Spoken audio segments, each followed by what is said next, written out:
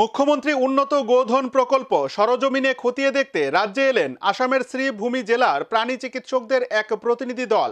৩ দিনের রাজ্য সফরে এসে ত্রিপুরা ভেটেরিনারি কাউন্সিল অফিসে রাজ্যের আধিকারিকদের সাথে মিলিত হন তারা।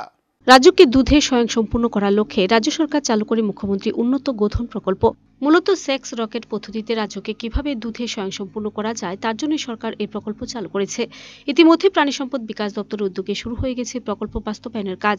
রাজ্য সরকারের গৃহীত এই প্রকল্প সরজমিনে এবার খতিয়ে দেখতে রাজ্যে এলেন আসামের শ্রীভূমি জেলা প্রাণী চিকিৎসকদের প্রতিনিধি দল। ৩ দিনের সফরে এসে মঙ্গলবার প্রতিনিধি দলের সদস্যরা ত্রিপুরা ভেটেরিনারি কাউন্সিল অফিসে রাজ্য সরকারের প্রাণী সম্পদ বিকাশ দপ্তর আধিকারিকদের সাথে এক বৈঠকে মিলিত হন।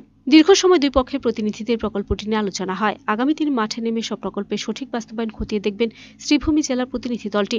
ভেটেরিনারি কাউন্সিল অফিসে এদিন বৈঠকের আগে রাজ্যের সংবাদ মাধ্যমের প্রতিনিধিদের মুখোমুখি হয়ে সরকারি প্রতিনিধি দল আধিকারিক জানান, ত্রিপুরা রাজ্যে বিভিন্ন প্রকল্পের মধ্যে বিশেষ কি ব্যবস্থা রয়েছে উন্নত প্রকল্প চালু করার ধারণা নেওয়ার জন্যই তাদের এই সফর।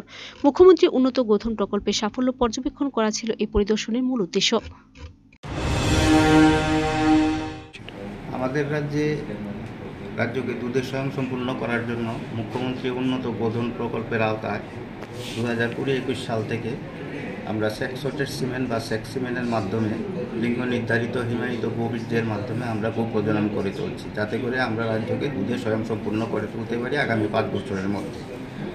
তো বিগত 5 বছর আমরা এই প্রকল্পের আওতায় কী কাজ করলাম, এর দ্বারা রাজ্যের কৃষকরা কীভাবে উপকৃত হচ্ছে বা কীভাবে আমরা দুধ উৎপাদনের স্বয়ংসম্পূর্ণতার দিকে এগিয়ে যাচ্ছি, এই বিষয়ে সম্পূর্ণ একটা অভিজ্ঞতা নেওয়ার জন্য আসামের শ্রীভূমি ডিস্ট্রিক্ট থেকে 12-15 জন প্রাণী চিকিৎসকদের একটা দল এখানে এসছে। এই বিষয়ে অভিজ্ঞতা নিয়ে ওরাও কাজ করছে, সেক্স রকেট সিমেন্ট নিয়ে ওরা আমাদের থেকে পরে শুরু করেছে। তো এই ধরনের একটা অভিজ্ঞতায় সম্পৃক্ত হয়ে তারা যাতে তাদের রাজ্যে গিয়ে এই ধরনের প্রকল্প বা এর আনুষঙ্গিক যে বিভিন্ন প্রকল্প আমাদের রাজ্যে চালু রয়েছে রাজ্য সরকারের সহযোগিতায়, সেইগুলি নিয়ে বিস্তারিত অভিজ্ঞতা অর্জন করে তাদের রাজ্যেও যাতে এইগুলি প্রতিফলন করতে পারেন ওরা, এবং দুধে যাতে ওনারাও স্বয়ংসম্পূর্ণ হতে পারেন, এই কারণেই তাদের এই সফর। Video report search India.